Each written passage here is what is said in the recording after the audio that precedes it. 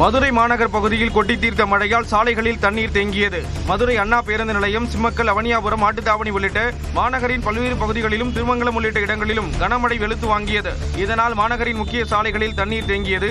நெல்பேட்டை, காமராஜர் சாலை ஆகிய இடங்களில் தண்ணீர் தேங்கியதால் வாகனங்கள் தத்தளித்து சென்றன.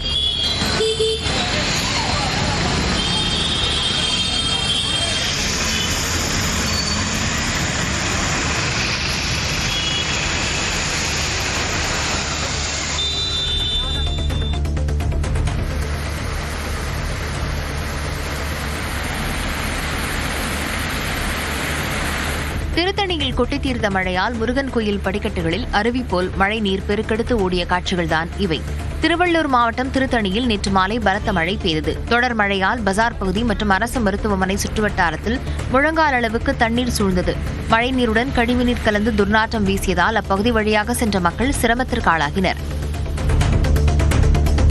பழைய ஓய்வூதிய திட்டத்தை அமல்படுத்த வலியுறுத்தி அரசு ஊழியர்கள் இன்று தற்செயல் விடுப்பு எடுக்கும் போராட்டம் நடத்தவுள்ள நிலையில் அனைவரும் கட்டாயம் பணிக்கு வர வேண்டும் என்று தலைமைச் செயலாளர் எச்சரிக்கை விடுத்துள்ளார்.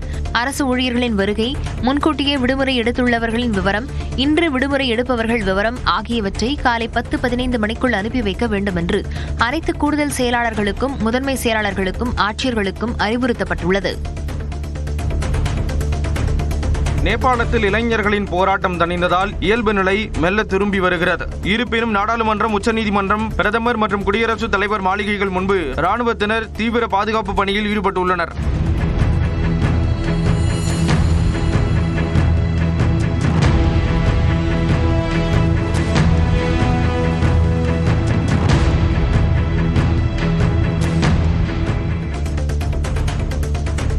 நேபாளத்தில் இளைஞர்கள் போராட்டத்தால் பதற்றமான சூழல் நிலவி வரும் நிலையில் கடைகளில் இருந்து பொதுமக்கள் பொருட்களை தூக்கிச் சென்றனர்.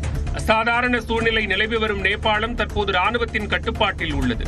இந்நிலையில் பொதுமக்கள் கடைகளின் பூட்டை உடைத்து ஏசி, டிவி, பிரிட்ஜ் உள்ளிட்ட பொருட்களை தூக்கிச் சென்ற வீடியோ வெளியாகியுள்ளது.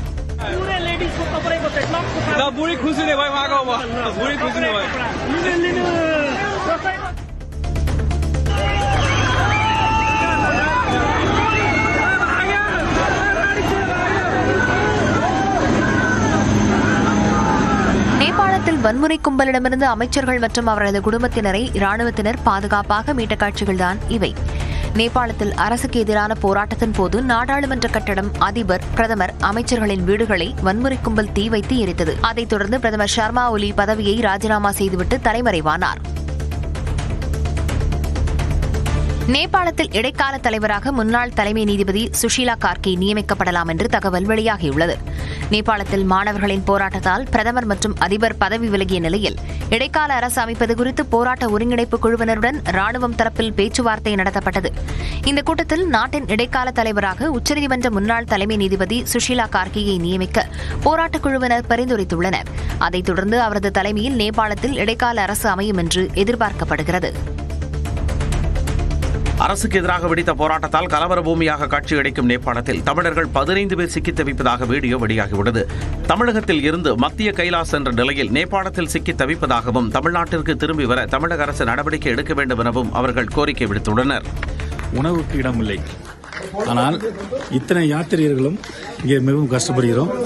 தயவு செய்து எங்களை காப்பாற்றி எங்களுடைய தாய் திருநாட்டிற்கு அழைத்துச் செல்லுமாறு உங்கள் பாதம் பணிந்து மன்றிட்டு வேண்டிக் கொள்கிறோம்.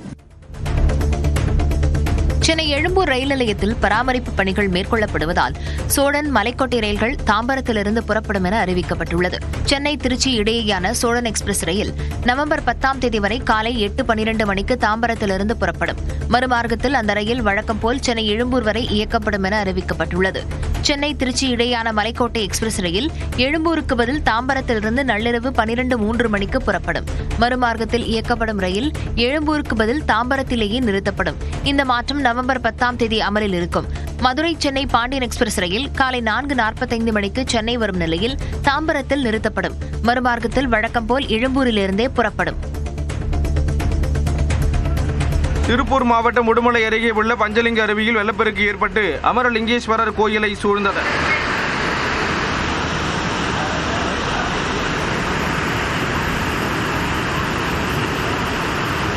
திருமூர்த்தி மலைப்பகுதியில் செவ்வாய்க்கிழமை இரவு பெய்த கனமழையின் காரணமாக பஞ்சலிங்கம் அருவியில் நீர்வரத்து அதிகரித்தது. இதைத் தொடர்ந்து அமரலிங்கேஸ்வரர் கோயில் நடை அடைக்கப்பட்டதுடன் பக்தர்கள் சுற்றுலா பயணிகளுக்கு தடை விதிக்கப்பட்டது.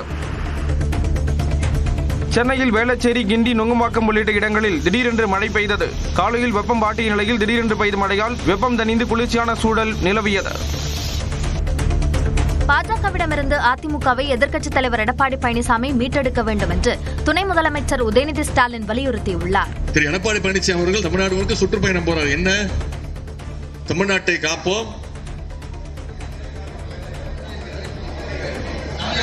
தமிழகத்தை மீட்போம். அண்ணா எடப்பாடி பழனிசாமி அவர்களே, நீங்க முதல்ல அதிமுகவை மீட்கணும்ல பிஜேபி கிட்ட. என்னைக்கு அந்த அம்மா ஜெயலலிதா அம்மா இறந்தாங்களோ அன்னைக்கே நீங்க அடங்க வச்சிட்டீங்க. அதிமுக ஒன்றாக இருக்கிறது என்பதை 2026ஆம் ஆண்டு சட்டமன்ற தேர்தல் நிரூபிக்கும் என எடப்பாடி பழனிசாமி தெரிவித்துள்ளார். கோவை ஆனைமலையில் பரப்புரை மேற்கொண்ட அவர் அதிமுக பல அணிகளாக பிரிந்து கிடப்பதாக எழுந்துள்ள விமர்சனத்திற்கு பதிலளித்தார். அதிமுக 4 போயிட்டு 3 போயிட்டு எல்லாம் ஒன்றாக இருக்கின்றன. 2026 சட்டமன்ற தேர்தலை காண்பிப்போம். ஒற்றுமை என்ற பெயரில் அதிமுகவை செங்கோட்டையன் பிளவுபடுத்த முயற்சிப்பதாக அதிமுக முன்னாள் அமைச்சர் RP உதயகுமார் மறைமுகமாக விமர்சித்துள்ளார்.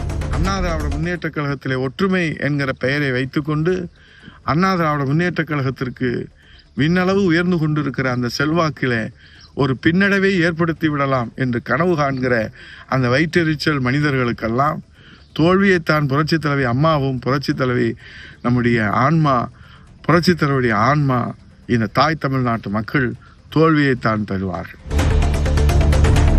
அதிமுக முன்னாள் அமைச்சர் RB உதயகுமார் குறித்து காட்டமாக விமர்சித்த நிலையில் பின்னர் தனது தவறை உணர்ந்து செங்கோட்டையன் வருத்தம் தெரிவித்துள்ளார். உதயகுமார் போன்றவர்கள் என்னோடு நல்ல பழகக்கூடியவர். ஆகவே அந்த துக்கத்தில் கலந்து கொள்ளவில்லை என்றாலும் அவர் ஆத்மா சாந்தியடைய எங்கள் அனைவர் சார்பாக கண்ணீர் அஞ்சலியை செலுத்திக் கொள்கிறேன். திருச்சி மரக்கடை பகுதியில் தாவேகா தலைவர் விஜய் நாளை மறுநாள் தேர்தல் பரப்புரை மேற்கொள்ள பல்வேறு நிபந்தனைகளுடன் காவல்துறை அனுமதி அளித்துள்ளது. ரோட் ஷோ நடத்தவோ, விஜயின் வாகனத்தின் முன்னும் பின்னும் அதிக அளவிலான வாகனங்கள் செல்லவோ கூடாது என்பன உள்ளிட்ட சுமார் 20 நிபந்தனைகள் காவல்துறையால் தெரிவிக்கப்பட்டிருந்தன. இந்த நிலையில் நிபந்தனைகள் அனைத்தையும் ஏற்றுக்கொள்வதாக தாவேகாவினர் எழுத்துப்பூர்வமாக தெரிவித்த நிலையில் அனுமதி அளிக்கப்பட்டுள்ளது. அதன்படி திருச்சியில் தாவேகா தலைவர் விஜய் 15 முதல் 20 நிமிடங்களுக்குள் தனது உரையை முடித்துக் கொள்வார் என தெரிவிக்கப்பட்டுள்ளது.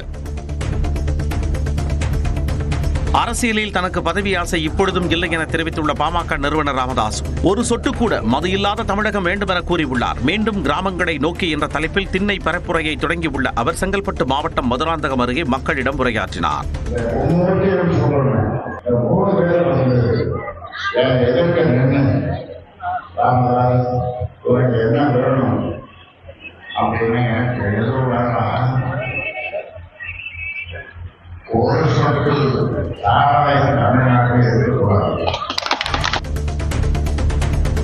கடந்த திமுக ஆட்சியில் கடலூரில் மருத்துவக் கல்லூரி கட்ட உள்ளதாக அறிவிக்கப்பட்டதாகவும் ஆனால் இன்னும் அமைக்கப்படவில்லை எனவும் கூறி கையில் செங்கல்லுடன் பாமக தலைவர் அன்புமணி விமர்சித்தார். கடலூர் மாவட்டம் மஞ்சக்குப்பம் பகுதியில் உரையாற்றிய அவர் துணை முதலமைச்சர் உதயநிதி ஸ்டாலின் பாணியில் செங்கல்லை கையில் வைத்து நூதனமாக பரப்புரை செய்தார். இப்ப 4.5 வருஷமா திமுக வந்து அந்த கல்லை ஏதோ காமிச்சு அரசியல் பண்ணி அந்த கல்லை நான் கண்டுபிடிச்சிட்டேன். இந்த கல்லு தான் லோல் பட்டு இருக்கு. இந்த கல்